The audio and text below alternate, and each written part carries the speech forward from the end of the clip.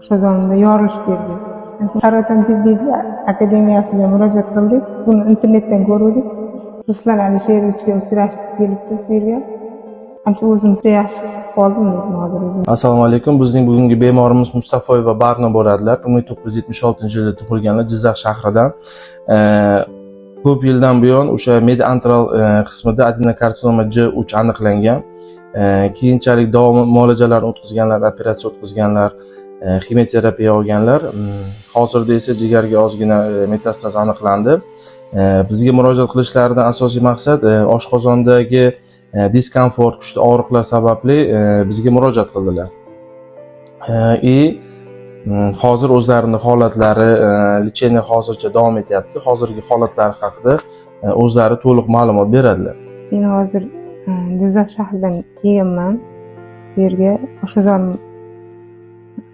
hazmim buzilgan, oshqozonim qattiq og'riq berib, bezuda bo'lib, qanchadan beri ovoraman oshqozonim olmasdan. Oshqozonim og'riganda o'sha og'rida qilib lechini oldik. O'zimizda ancha lechini olib yurdim.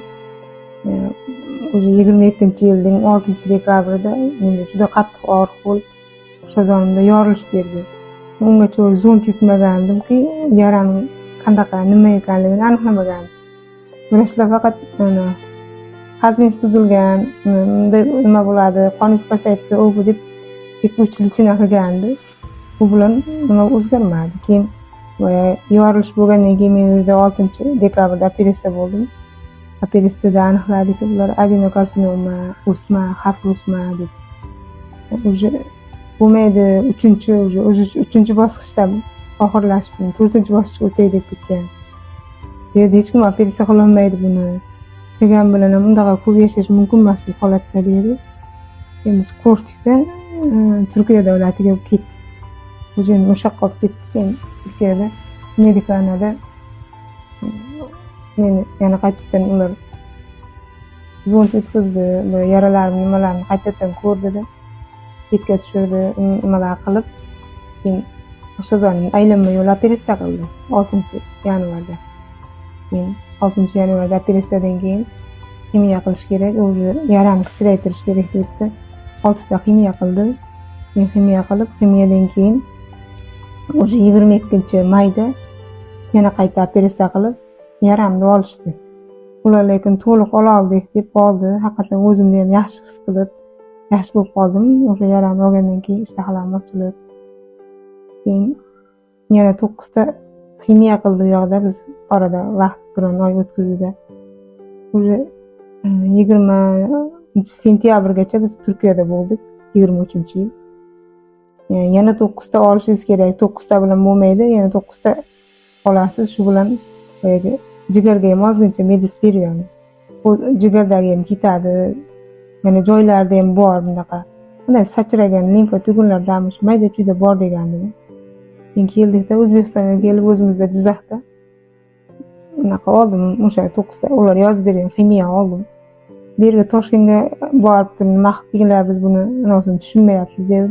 Toshkentga keldik, Maksim Gorkidanmi, qayerda bir onkologiya bor ekan xususiy. Uchrashuvdik, u nima, bu undaqa qiyin nima, sizlarga eng yaxshi tuxta bunaqalar qilgan. Ximiyani qilgan, bu arzon ximiya, bu deydi. Unaqa baholadi, menga unaqa nimasi yoqmadi. Doktor muomalasi yoqmadi, u doktor buni nima qilmadik, biz borib Jizzaxda oldim o'sha 9 tani. Keyin doktor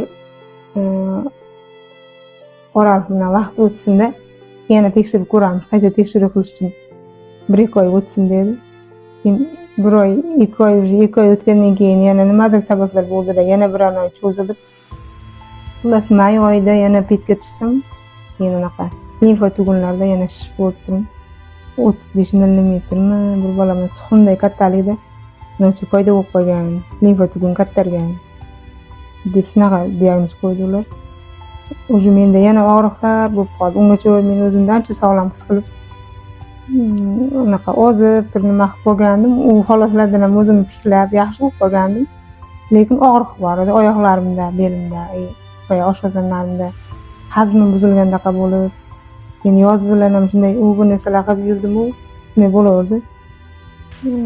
Tabib dorilar o'zim onkologiyaga borsam, siz yaxshisiz, hech bola qilmaydi, u bu dedi.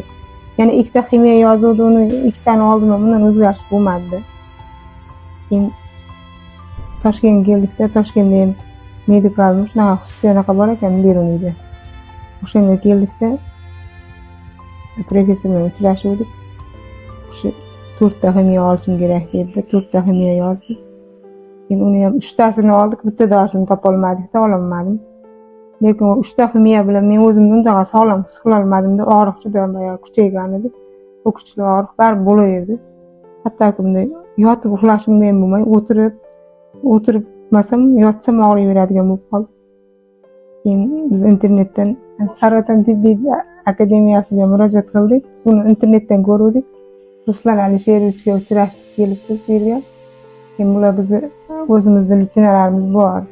Biz aytganimizni qilib, agar bunday olaman deb xohishingiz bo'lsa, olsangiz ko'ramiz uni leytenantlaringiz xudo xolisa yaxshi bo'lib ketasiz deb o'zlarining leytenantlarini qilib boshladi. Keyin bulardan immunoterapiya bilan target terapiya degan mana ko'rinmasini osma ko'l boshlashdi. 10 kun lichini olamiz, undan keyin yana davom ettiramiz dedi. Hozir men 5 kun bo'ldi lichini olib boshlaganimga. Qancha o'zim sal buncha yaxshi his qilib qoldim lekin hozir o'zimcha. Avval umuman yotolmayotgan bo'lsam, hozir hatto bir 10-15 minut yotishga yotib turib o'tirib shu lichini olib yotibman.